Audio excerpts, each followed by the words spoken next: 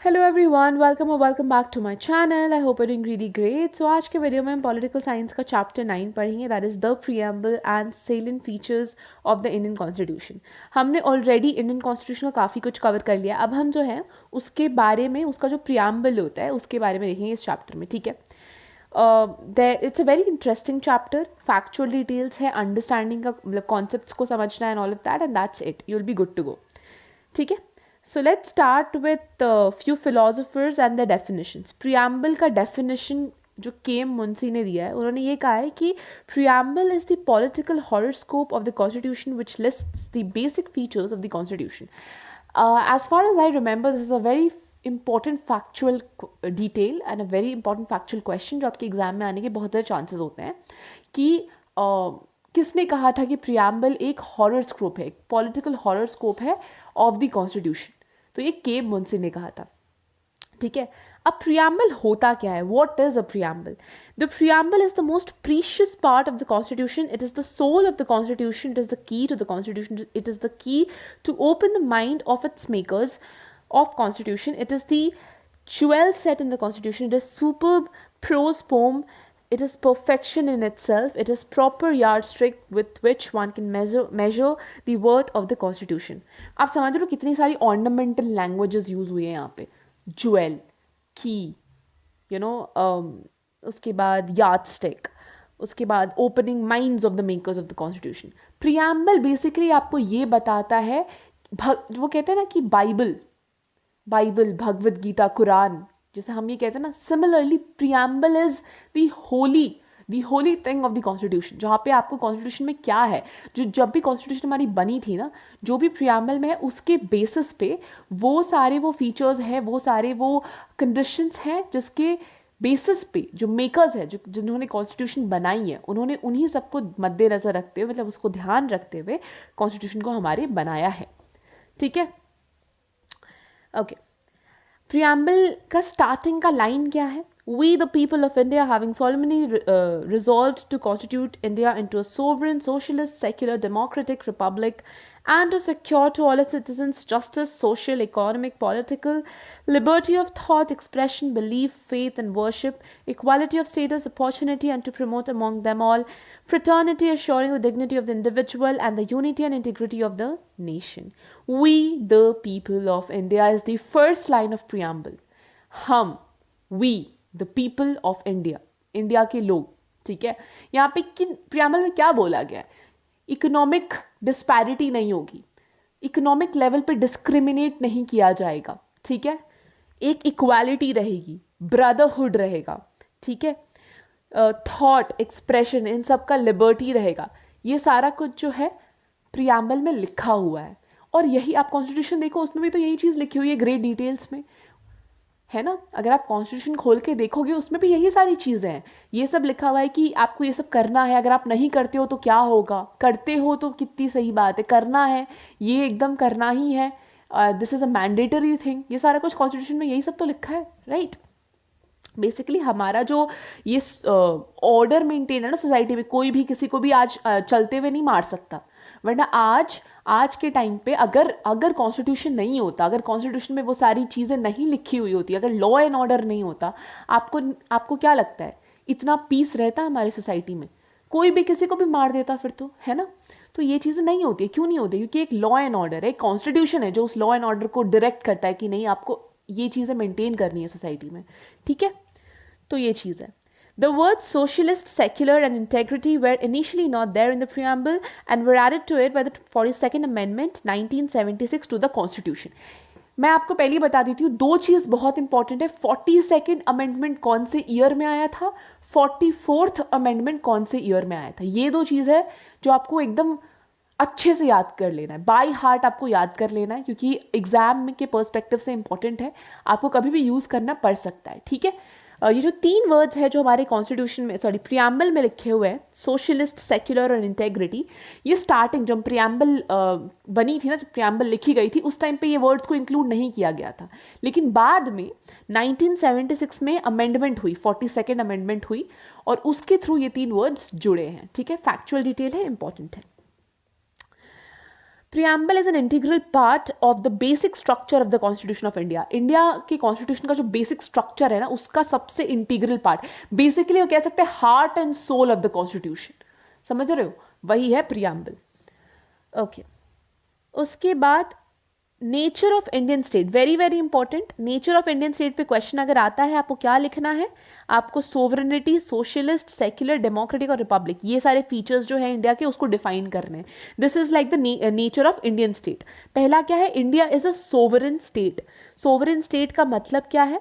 कि ये खुद का खुद देखती है, मतलब खुद की गवर्नमेंट खुद का खुद देखती है। यहाँ पे किसी ने अपनी मोनोपोली नहीं बैठा रखी है, कोई यहाँ पे आके कॉलोनाइज नहीं कर सकता है इसको। It is independent of its own governance. India में आज अगर डिसीजन लिया जाता है तो वो खुद के बेसिस पे लिया जाता है, खुद की गवर्नमेंट, खुद की सरकार खुद डिसीजंस लेती है। Britishers do not come. जैसे पहले क्या था, ब्रिटिशर्स की मोनोपोली थी, उनकी कॉलोनाइजेशन थी, उन्होंने हमें गुलाम बना रखा था, राइट? उस टाइम पे India was not a sovereign state, but today it is a sovereign state. After 1947, after India got independence, it became a sovereign state. Sovereignty का मतलब क्या होता है? That you have the authority to take your own decisions, your own government is going to take your own decisions, that independence of taking decisions. समझ रहे हो, वो चीज़ है। Okay, moving ahead, India is a socialist state. Socialist word आपको भी पता है, 1976 में जो है 42nd अमेंडमेंट जब हुई थी, तब वहाँ पे ये सोशलिस्ट वर्ड जो है उसको जोड़ा गया था। सोशलिस्ट का मतलब क्या है? What is the meaning of socialist? Socialist का मतलब है कि जो सोशल, इकोनॉमिक, पॉलिटिकल, ये जो जस्टिस है ना, कि सबको जस्टिस देना है, सोशली, इकोनॉमिकली, पॉलिटिकली। ऐसा नहीं होना चाहिए कि अगर कोई इंसान गरीब है, इकोनॉमिकली वीक है, और कोई इंसान इकोनॉमिकली स्ट्रॉन्ग है, तो जो इकोनॉमिकली स्ट्रॉन्ग है, जो ज़्यादा वेल ऑफ है, उसको ज़्यादा अपॉर्चुनिटीज़ मिलेगी rather than the one who is not that strong economically. समझ रहे हो?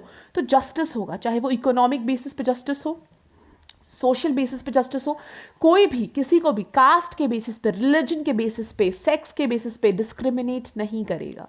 This is what social justice tells and grants. ठीक है, इकोनॉमिक, सोशल हो गया। पॉलिटिकल जस्टिस क्या है?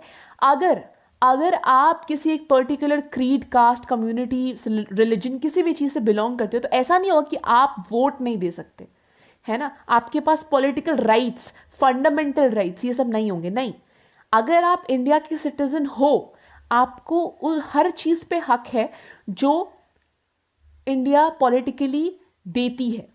फॉर एग्जाम्पल, पॉलिटिकली क्या क्या इंडिया क्या क्या प्रोवाइड करती है पॉलिटिकली? पहली बात तो आप जाके वोट दे सकते हो। दूसरी बात की फंडामेंटल राइट्स है आपके पास। तीसरी बात ये कि आप अपना फ्री विल एक्सरसाइज कर सकते हो। फ्रीडम ऑफ एक्सप्रेशन भी देती है आपको, राइट? अगर आपके साथ कुछ भी गलत होता है, आप जाके कोर्ट को अपील कर सकते हो। ये सारे राइट्स ही तो है आपके, पॉलिटिकल और लीगल राइट्स। ये सारे प्रोटेक्ट करती है इंडियन गवर्नमेंट, इंडियन कॉन्स्टिट्यूशन में लिखा हुआ है कि आप डिस्क्रिमिनेट नहीं कर सकते। ठीक है, इसे ही कहते हैं हम सोशलिस्ट स्टेट, जहाँ पे जस्टिस होती है सोशल, इकोनॉमिक, पॉलिटिकल, हर वे में। ठीक है, ये हो गया आपका सोशलिस्ट स्टेट। उसके बाद India is a secular state. Secular state का मतलब क्या है? कि इंडिया का कोई एक पर्टिकुलर रिलीजन नहीं होगा। ऐसा नहीं हो कि भैया देखो इंडिया में जो है हिंदुइज्म चलेगी, या इंडिया में जो है इस्लाम चलेगा, या इंडिया में जो है बुद्धिज्म चलेगा, क्रिश्चियनिटी चलेगी। नहीं, इंडिया एक ऐसी कंट्री है जहाँ पे आपको जो रिलीजन फॉलो करना है आप वो कर सकते हो। इंडिया का कोई रिलीजन नहीं है। इंडिया एक सेक्युलर स्टेट है जहाँ पे हर रिलीजन को इक्वल स्टेटस दिया जाएगा। ठीक है, कोई डिस्क्रिमिनेशन नहीं होगी। उसके बाद you have India as a democratic state. आपने ये सुना होगा, डेमोक्रेसी की बात जब भी आती है, तीन चीज़ हमेशा याद रखो: of the people, for the people, by the people.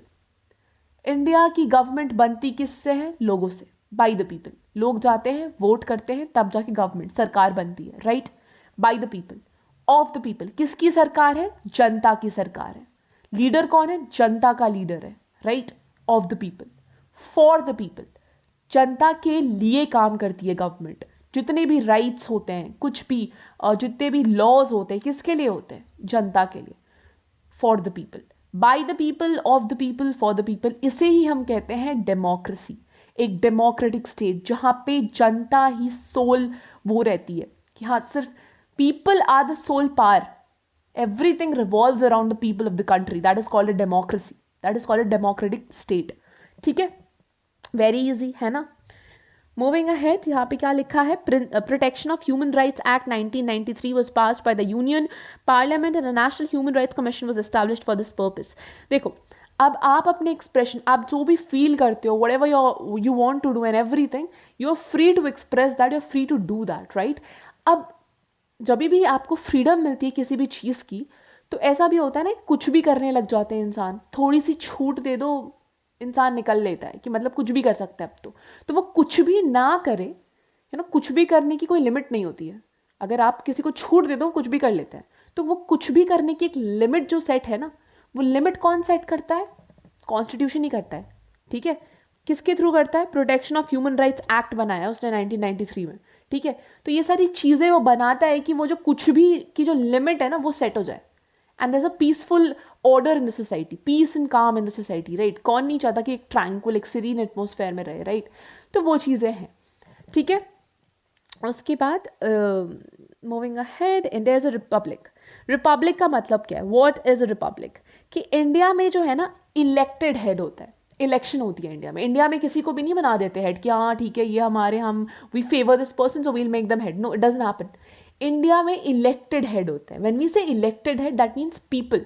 Democracy and republic दोनों एक दूसरे के साथ काफ़ी ज़्यादा रिलेटेड है। कैसे रिलेटेड है? डेमोक्रेसी में मैंने आपको बताया ना, of the people, for the people, by the people. Civil तो सारा कौन है? Who is the soul? मतलब आप बताओ मुझे, all the power and authority government के पास है, कर किसके लिए रहा है? बन किसके वजह से रहा है किसका? पीपल का, जनता का। पावर में तो फिर असली वो कौन हुआ? असली हीरो कौन हुआ? People, the people of the country, right. आज ही इंडिया कोलैप्स हो जाएगा अगर लोग जाके वोट ना करें। क्यों लगता है आपको कि there is a lot of, जब भी इलेक्शंस आते हैं, why do you think that Amitabh Bachchan and everybody, उसका जब भी आप किसी को कॉल करोगे they start telling you to vote and everything, because your vote is very important. You don't realise it, but your vote is very important. आप में इतनी केपेबिलिटी है कि आप पूरे इंडिया के गवर्नमेंट को कोलैप्स कर सकते हो अगर आप वोट ना करो, ठीक है। India is a republic. That means you are the person who are going and electing people, electing the head of the state. तो यहाँ पे nominated head नहीं होता, although president is a nominated head, but who is the real executive of the country? Prime Minister, है ना? And how is he elected? Direct elections. तो he is an elected head. और real executive वही है, मैंने आपको पहले भी बताया था real executive और nominated executive का मतलब, right? तो जब real executive जो है वो elected है, you don't have to bother, right? You are the one electing that person. तो उसको हम रिपब्लिक कहते हैं, ठीक है। यहाँ पे भी लिखा है, it is a government which derives its powers directly और indirectly from the great body of people and is administered by persons holding their office during the pleasure of the people for limited period और during good behaviour, ठीक है। यही चीज़ मैंने आपको बोला, आप elect करते हो एक सर्टेन टाइम लिमिट के लिए इलेक्ट करते हो। अगर आपको उसका काम पसंद नहीं आएगा, बोलेगा आप हट जाओ भाई, अब हम किसी और को इलेक्ट करेंगे, ठीक है। So you are the real hero. You are the person who is in the picture, on a larger picture. Anyways, moving ahead, there are 4 basic objectives of the state: justice, liberty, equality, and fraternity. Very very easy. I'll make it very simple for you. Justice. When we say justice, justice का मतलब क्या होता है? कि there should be fair, मतलब अच्छी सही चीज़, कुछ भी ऐसा गलत नहीं होना चाहिए। जब हम जस्टिस की बात करते हैं ना, पहली चीज़ हमारे दिमाग में जो आती है ना, जिस चीज़ को हमें रिमूव करना है, किसको रिमूव करना है? Privileged sections of the society. जब मैं कहती हूँ privileged sections of the society, तो उसका मतलब ये होता है not just privileged in the sense of economy. ऐसा नहीं है कि अगर कोई इंसान बहुत ज़्यादा वेल्दी है तो वही सिर्फ प्रिविलेज्ड है, नहीं। There is a lot of casteism going on as well. तो उस बेसिस पे भी there is a lot of opportunities which are not being given also. Marginalized sections of the society, women, lower caste people, and people who are not really well off financially, right?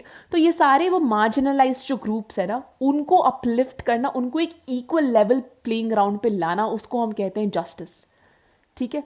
तो economic, political and social justice provide करना is what justice talks about. कि politically लोगों के पास इतनी right होनी चाहिए कि उनके पास अगर कोई भी फंडामेंटल राइट्स है सबको मिलनी चाहिए, इररिस्पेक्टिव ऑफ देयर बैकग्राउंड। अगर इकोनॉमिक की बात आ रही है, किसी को कोई इकोनॉमिक अपॉर्चुनिटी, अब जो ऑलरेडी वेल ऑफ है उसको हमें और वेल ऑफ करने की ज़रूरत नहीं है, बट जो नहीं है उसको हमें अपलिफ्ट करना है, इकोनॉमिक इक्वालिटी करनी है हमें, ठीक है। उसके बाद सोशल, ऐसा पहले क्या होता था that lower caste people, the Dalit categories, उनको हम पानी नहीं देते थे। जो हायर क्लास कास्ट के लोग होते थे वो पानी नहीं देते थे उन्हें, they would not even allowed to actually enter their houses. That doesn't happen now. If that happens it's a crime, right. तो काफ़ी इंप्रूवमेंट हो रहा है. आई एम वेरी श्योर कि after when we'll become the when you will become the adult or the older generation ना, there'll be a lot of improvement as well, and it is you who is actually going to do that. So yeah, that's there. उसके बाद liberty क्या होता है? Liberty मतलब क्या होता है? फ्रीडम. आपके पास इतनी फ्रीडम है कि आप जो है अपने थॉट्स को, अपने एक्सप्रेशंस को खुल के बोल सकते हो. ठीक है, you can go ahead and say whatever you want to. But हाँ, ये whatever you want to का भी एक लिमिट होता है हर चीज़ की. अगर आप अनचेक्ड, वो कहते हैं ना, unchecked emotions are really really fatal. उसका मतलब क्या होता है कि अगर आपको फ्रीडम मिल रही है, it doesn't mean that you can go to any extent. तो उस फ्रीडम की भी एक लिमिट होती है कि you can not cross that limit. अगर वो फ्रीडम इस एक्सटेंट तक चली जाती है कि आप किसी दूसरे को हार्म कर रहे हो उस फ्रीडम से, that is wrong. That is when the government will come to take action, legal action against you.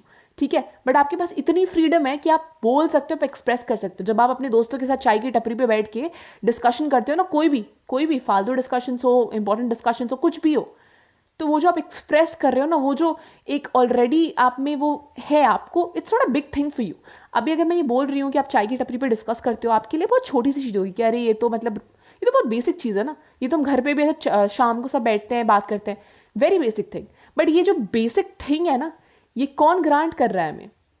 Constitution grant कर रही है. समझ रहे हो इस चीज़ को? ये बेसिक चीज़ बना क्यों है कि ऑलरेडी कॉन्स्टिट्यूशन ने हमें ये दे रखा है, इसलिए this is basic for us. ठीक है, तो यही है liberty. The freedom of thought, expression, belief, faith, worship can be secured by all the people. यही कहता है लिबर्टी. इक्वालिटी क्या होता है? सबको इक्वल स्टेटस देना है. ठीक है, लॉ के सामने भी equality before law, equality of the persons as equal and free citizens of India, enjoying equality before law and also adequate opportunities for all to develop.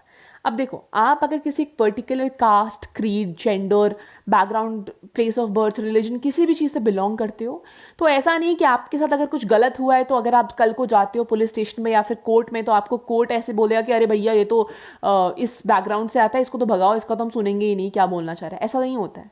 You're all equal. We are all equal before law. Justice हमारे favour में होंगी. अगर हम सही होंगे, हमारे favour में होगी. हमारा बैकग्राउंड उसमें कोई काम नहीं करेगा. कभी भी तुमसे ये नहीं पूछा जाएगा कि भैया आप कौन से बैकग्राउंड से हो, नहीं पूछा जाता है. You are all equal before law. Opportunities भी इक्वली दी जाएगी. अगर आप कल को जॉब अपॉर्चुनिटी के लिए कहीं जा रहे हो, प्लेसमेंट, आप स्कूल में हो ना, कुछ दिन बाद कॉलेज में जाओगे, वहाँ पे प्लेसमेंट्स के लिए you all will be working really really hard for placements, job placements. तो वहाँ पे तुमसे ये पूछते हैं कभी कि तुम्हारी बैकग्राउंड क्या है, तुम्हारा सरनेम ये, तुम्हारी वो क्या है, प्लेस ऑफ ओरिजिन क्या है? पूछते नहीं पूछते हैं ना. उसी को हम कहते हैं इक्वल अपॉर्चुनिटी, सबको मिलेगी. यही चीज़ आपकी इक्वालिटी में है. फ्रेटर्निटी क्या है? फ्रेटर्निटी को अगर मैं सिंपल वर्ड में बोलूँ ना, तो साइकोलॉजिकल यूनिटी, ब्रदरहुड, भाईचारा. दैट भाईचारा टू एग्जिस्ट बिटवीन पीपल, जो हम बहुत अभी कॉमनली सुनते होंगे, भाईचारा, बहन कोड, all these very Gen Z words. This is what fraternity is. To maintain that sense of unity, sense of brotherhood, sense of belongingness between each other, उसको हम कहते हैं फ्रेटर्निटी. यूनिटी इन डाइवर्सिटी कहाँ से आ रहा है? फ्रेटर्निटी. डाइवर्स है हम, लेकिन हम एक यूनिट है. वो यूनिटी इन डाइवर्सिटी का कॉन्सेप्ट कहाँ से आ रहा है? फ्रेटर्निटी से आ रहा है. समझ रहे हो इस चीज़ को? यही है. Universal declaration of human rights 1948 ने ये चीज़ कही है, all human beings are born free and equally dignity and rights.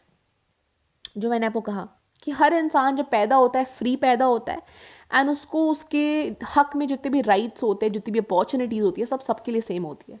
Does not depend on where have you been born and brought up और what is your background, doesn't matter at all. ठीक है, okay. उसके बाद in its final paragraph, the preamble specifies the important historical fact that the Constitution was adopted on 26 November 1949. It was on this day that the Constitution received the signatures of the President of the Constituent Assembly and it was declared passed. Each year, 26 November is celebrated as the day on which the Constitution of India was adopted and enacted by the Constituent Assembly, acting as the representative of the sovereign people of India. कुछ नहीं है, बस ये कह रहे हैं कि भैया जो Constitution है ना, वो आई कब? 26 उसको अडॉप्ट कब किया गया कि हाँ ठीक है, अब बन गया, आप इसको लागू करेंगे, अब हम ले लेते, चलो अडॉप्ट. कब किया गया? 26 नवंबर 1949. सिंपल. इतने सोफिस्टिकेटेड ऑर्नामेंटल लैंग्वेज के पीछे बस एक इन्फॉर्मेशन है, when was the constitution of India it adopted 26 नवंबर 1949। सिंपल। अब इस दिन अडॉप्ट किया गया तो ऑब्वियसली हर 26 नवंबर को हम यही कहेंगे कि अरे भैया इस दिन हमने कॉन्स्टिट्यूशन को जो है अडॉप्ट किया था। Common sense, right. एक चीज याद करनी है, 26 नवंबर 1949 constitution of India was adopted. Simple. Okay.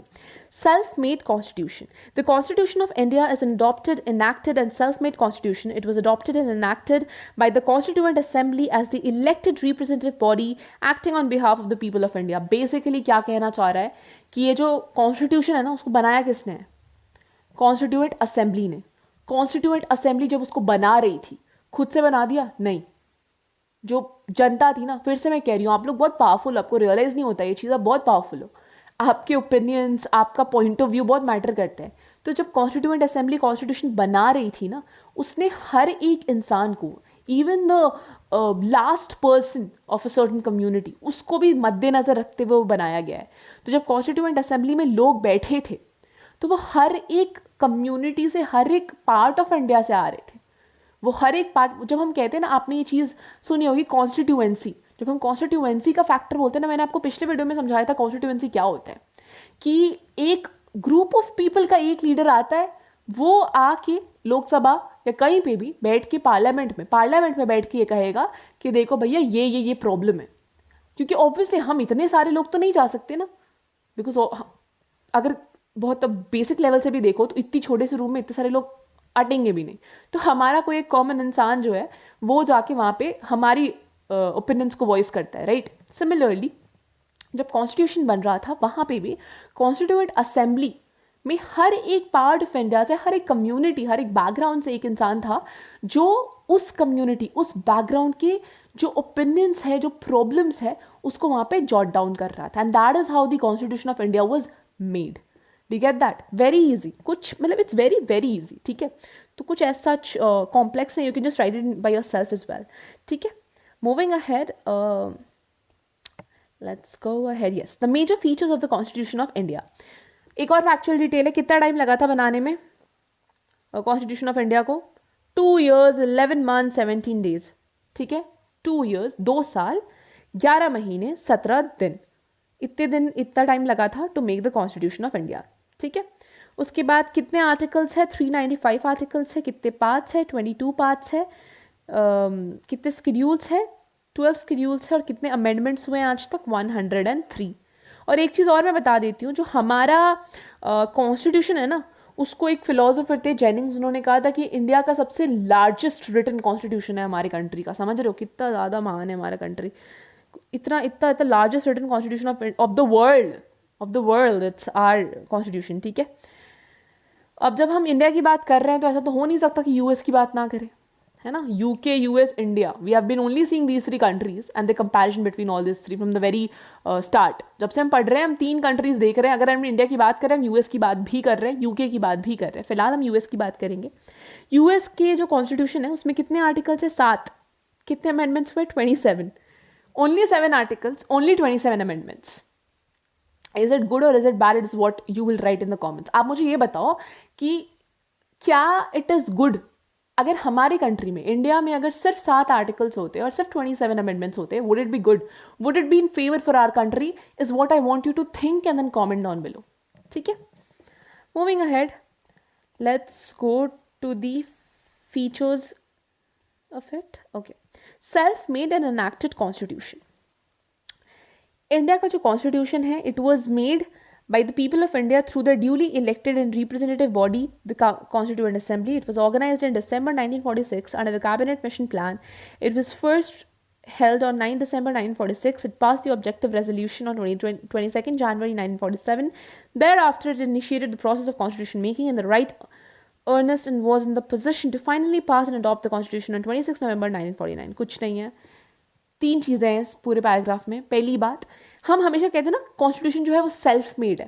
Self made और इनैक्टेड कॉन्स्टिट्यूशन है। क्यों है?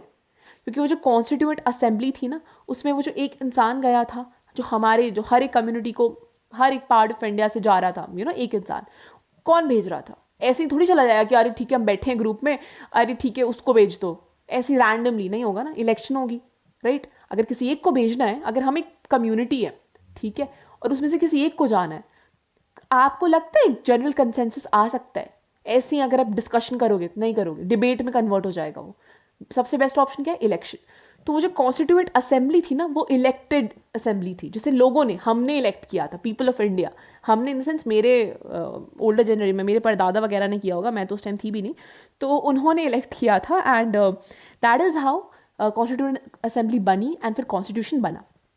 पहली इन्फॉर्मेशन ये। दूसरी इन्फॉर्मेशन क्या है, मैं आपको बता देती हूँ। कॉन्स्टिट्यूशन जो था ना, वो हमेशा से कॉन्स्टिट्यूशन नहीं था, उसको पहले कहते थे ऑब्जेक्टिव रेजोल्यूशन, ठीक है। वहाँ से वो बनता है कॉन्स्टिट्यूशन, जब कैबिनेट मिशन प्लान में डिस्कशन होती है, ठीक है, उसके बाद उस डिस्कशन एंड डिबेट के बाद जो है कॉन्स्टिट्यूशन ऑफ इंडिया फॉर्म होती है ऑब्जेक्टिव रेजोल्यूशन के थ्रू। ऑब्जेक्टिव रेजोल्यूशन पास करता है उसको पहले, उसके बाद होती है, ठीक है। और कब होती है ये फाइनली अडॉप्ट? 26 नवंबर 1949। प्रियम्बल ऑफ द कॉन्स्टिट्यूशन है, ये मैंने आपको बता ही दिया है, it is the key to the constitution, ठीक है। सारे ऑब्जेक्टिव्स इसी में लिखे हुए हैं। Sovereign, socialist, secular, democratic, republic, ये मैंने आपको ऑलरेडी बता दिया है। पता है, मैंने आपको बोला था ना, पॉलिटिकल साइंस में काफ़ी रेपिटेटिव चीज़ें हैं, ठीक है, वेरी रेपिटेटिव चीज़ें, मतलब बहुत सारी चीज़ें जो रिपीट हो रही हैं, ठीक है। तो I want repeat the explanation बार बार, सेम ही चीज़ है। Okay, federal structure and a unitarian spirit. India एक ऐसी कंट्री है जो क्वासी फेडरल है। क्वासी फेडरल का मतलब क्या होता है? यूनिटरी स्पिरिट भी है और फेडरल स्पिरिट भी है, ठीक है। फेडरेशन में क्या होता है, क्या क्या फीचर्स होते हैं फेडरेशन में, और क्या क्या फीचर्स होता है एक यूनिटरी स्टेट में और एक फेडरल स्टेट में, क्या क्या फीचर्स होते हैं, आप उसको ध्यान में रखो। अगर आपको पता हो, मैंने आपको पिछले वीडियोस में ऑलरेडी पढ़ा रखा है, आपको पता होगा कि क्यों फिर इंडिया को हम कहते हैं कि दोनों का मिक्सचर है। क्योंकि देखो, जिस तरीके से एक आप फेडरेशन में देखोगे कि डिवीजन ऑफ पावर होता है सेंटर और स्टेट के बीच में, कॉन्स्टिट्यूशन रिजिड होती है, कॉन्स्टिट्यूशन की सुप्रीमेसी होती है, जुडिशरी इंडिपेंडेंट होती है, ये सारी चीज़ें होती हैं, और ये सारी चीज़ें जो है इंडिया में हैं, राइट। ये फेडरेशन की क्वालिटीज़ है, इंडिया में भी ये सारी चीज़ें हैं, इसलिए वो एक फेडरल स्टेट कह सकते हो आप उसको, राइट। दूसरी चीज़, यूनिटरी स्पिरिट क्या क्या है? एक यूनिटरी स्टेट आप किसको बोलोगे, ठीक है, जहां पे आपको देखने को मिलेगा कि एक बहुत स्ट्रॉन्ग सेंटर है। डिवीजन ऑफ पावर है इंडिया में, आप देखो डिवीजन ऑफ पावर है सेंटर और स्टेट के बीच में, लेकिन फिर भी ज़्यादा पावर किसके पास है? ज़्यादा स्ट्रॉन्ग क्या है? सेंट्रल गवर्नमेंट है ना। वो चाहे तो वो स्टेट के डिसीजंस पे भी अपनी गवर्नेंस, अपनी ओपिनियंस, अपनी पीओवी और अपना स्टांस दे सकती है, ना, उसमें इतनी पावर है। We central government has that power, right. तो एक स्ट्रॉन्ग सेंटर है, ठीक है। कॉन्स्टिट्यूशन कॉमन है, ठीक है। इमरजेंसी प्रोविजंस हैं, सिंगल सिटीजनशिप है, और इलेक्शन, कॉमन इलेक्शन कमीशन है, और ऑल इंडिया सर्विसेज है। ये सारे जो है यूनिटरी एक स्टेट का फीचर्स होता है, और ये सब जो है इंडिया में है। क्या क्या है मैं आपको और सिंप्लीफाई कर देती हूँ। क्यों हम कहते हैं कि फेडरल और यूनिटरी का कॉम्बिनेशन है? पहली बात, फेडरल क्यों है? क्योंकि डिवीजन ऑफ पावर है, सेंटर है, स्टेट है, दिखता है ना हमें, सेंटर और state, central government, state government, right. पहली चीज़ वो। दूसरी चीज़, कॉन्स्टिट्यूशन बहुत रिजिड है,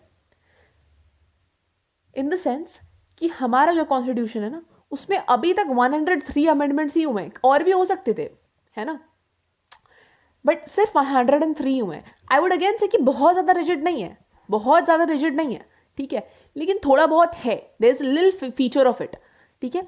तीसरी चीज़ क्या है कि कॉन्स्टिट्यूशन जो है ना, वही है supreme guardian of the state, ठीक है।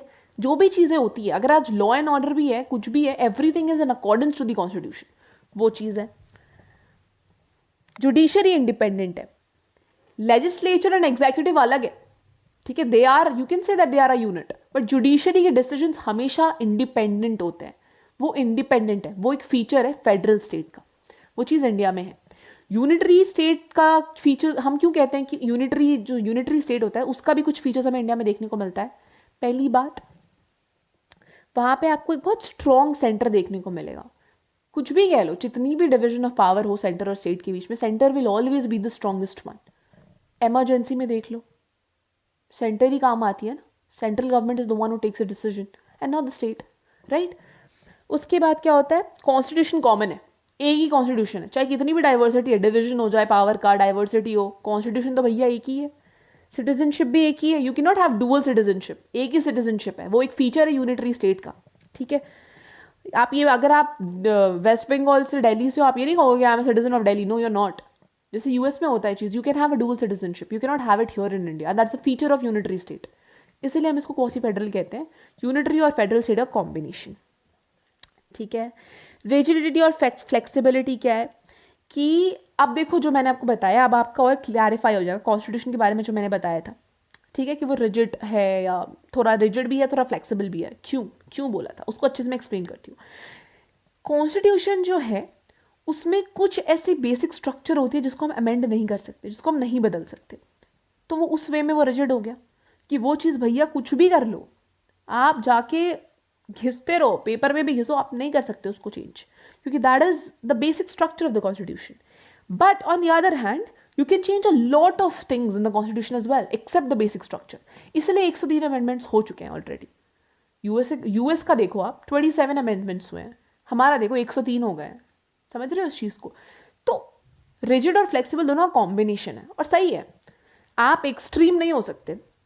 बुद्धा ने भी कहा था एक मिडिल पाथ को लो, और आप खुद ही देखो ना, आप एक्सट्रीमली अग्रेसिव हो जाओगे तो भी गलत है, एक्सट्रीमली पोलाइट हो जाओगे और काम हो जाएगा तो भी गलत है। भैया बीच में रहो, बेटर, ना ज़्यादा एग्रेसिव ना ज़्यादा पोलाइट, सिंपल।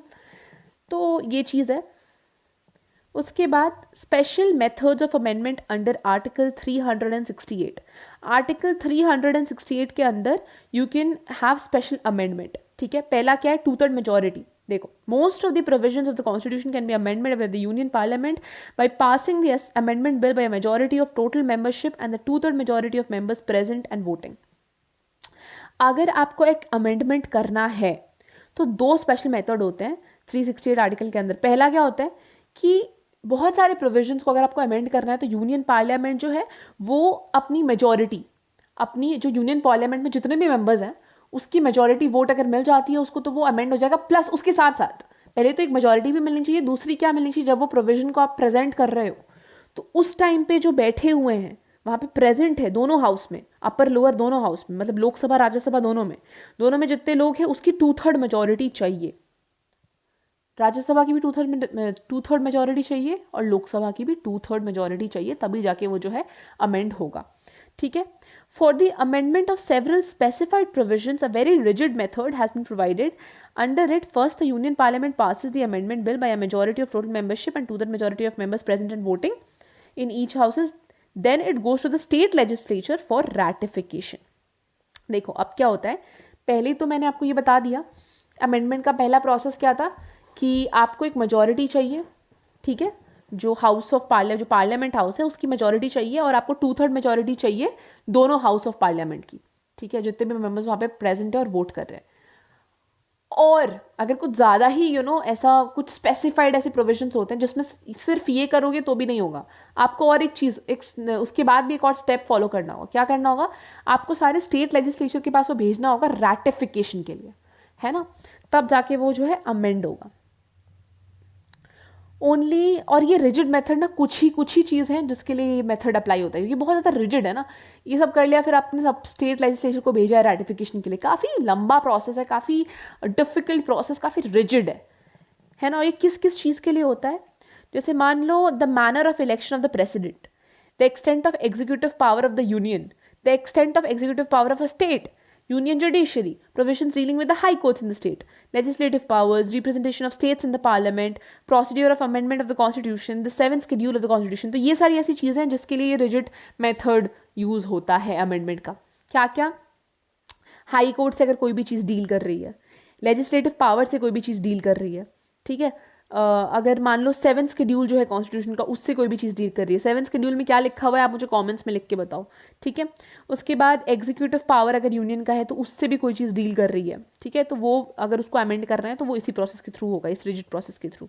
ठीक है, प्रेसिडेंट की जो इलेक्शन की प्रोसेस है उसमें भी कुछ चाहिए अमेंडमेंट, तो वो इसी प्रोसेस के थ्रू अमेंड हो सकता है। ठीक है, okay, moving ahead, fundamental rights है पार्ट 3 में, आर्टिकल 12 से लेके 35 में कॉन्स्टिट्यूशन ऑफ इंडिया जो है वो गारंटी करती है क्या, फंडामेंटल राइट्स सारे सिटीजन्स को।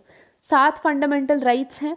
ठीक है, right to equality article 14 to 18, right to freedom 19 to 22, उसके बाद right against exploitation 23 to 24, right to freedom of religion 25 to 28, cultural and educational rights 29 to 30, right to constitutional remedies article 32।